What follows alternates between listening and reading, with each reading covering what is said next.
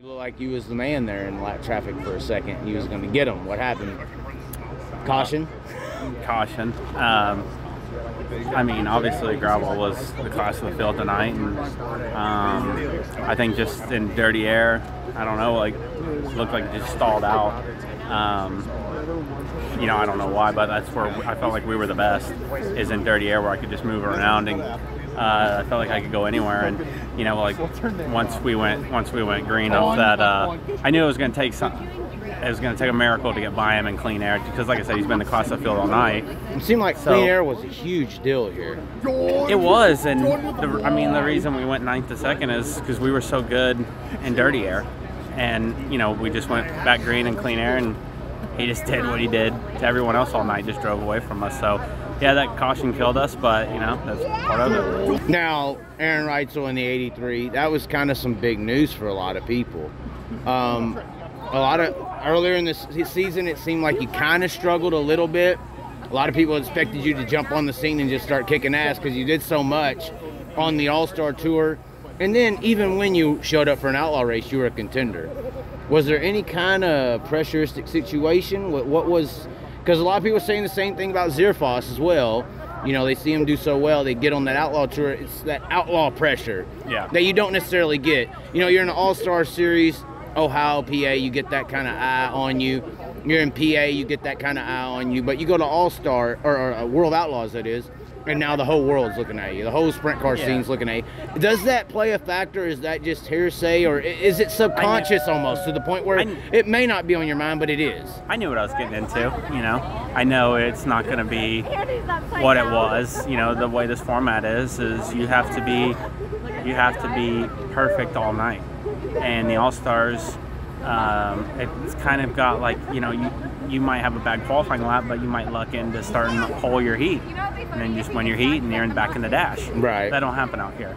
So like, I knew what I was getting into. Going to a new team, I knew it was going to be a little bit of a struggle, but I felt like we were fortunate enough to have Arizona and the Screven All-Star races, and you know, the few All-Star races in Volusia, where it honestly took, I mean, what did we run?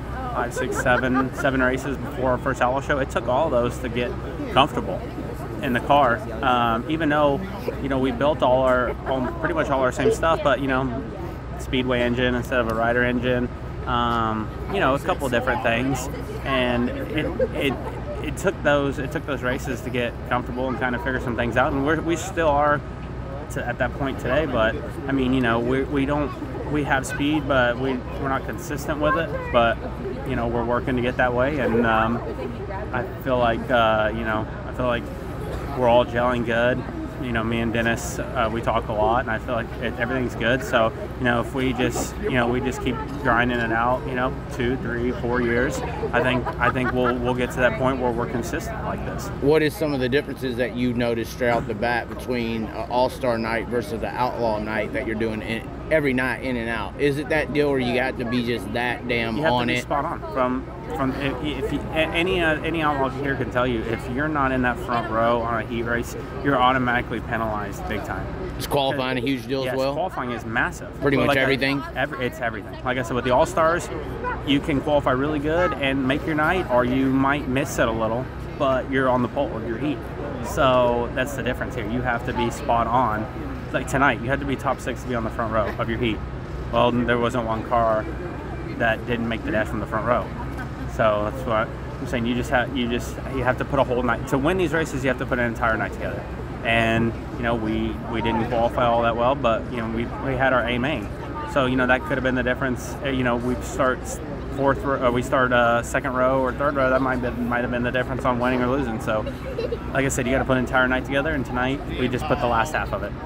Now, you ain't really gotten to a schedule where you're at some tracks that you're used to being at. You are about to get into that swing. PA, All-Stars, kind of based in that region. Do you think that's where this car and this team and you are going to kind of shine because you got the laps on the tracks? I mean, and of course, I would love to see you over there in California because you're good on the short tracks too. You come from Texas, where I'm from. You're used to those short, little, slick tracks. Outlaws don't do too many of those, but the California swing's kind of when they get into some of those as well. I mean, I hope so. You know, it's definitely going to help, but I mean, look, we're racing with the Outlaws. Is that really at the end of the day? That's the bottom line. Is this the Outlaws? You're racing with the Outlaws. Is there really an advantage when you run with the Outlaws? Well, if you're Aaron Reutzel, I mean, hey, I'm just saying. There's a lot of people that look up to what you can do out there on the track. Look when we go to PA, and you've got the Danny Dietrichs, the Lance Deweeses, and them out there, and the Outlaws come out there and hadn't run one time there all year, and most of the time they win. There's been years where it's been 50-50, but I'm surprised you're giving Dietrich credit after the Grandview situation. I mean, it is what it is. The guy wins out there. Right, he does. Yes. He don't win when the Outlaws are around. So that's true. It's true. It is what it is. It's just that next level. Like I said, it's the Outlaws. You've got 10 guys here, 15 guys here that can win a night, and it's just a whole different type of racing with them. It's just that next level. Yeah, correct. Are you experiencing that? Have you felt that in this first month and a half? I've run with them a lot, so I kind of knew what I was getting into. But yeah, I'm experiencing where you have to have a different mindset all night to race. Well, I think that's what some of the people were saying to me. Even they were saying you could see how that Outlaw thing was maybe affecting you a little bit, just because that performance you have to have every night. It's another level of pressure in a way, is it not? Yeah, I mean it is, but that's kind of, I went through that when I started racing 410s full time and got into the All-Stars. So it kind of was the same thing for me at that time, going from 360s to 410s. And you jumped very well. You went quicker than most 360 guys do. Now it's just that same transition. It's just going to take a little bit to get used to. And like I said, I look forward to. I think this is going to be a good deal, and I think it will be a deal that'll be years to come, and I think we can get to that level.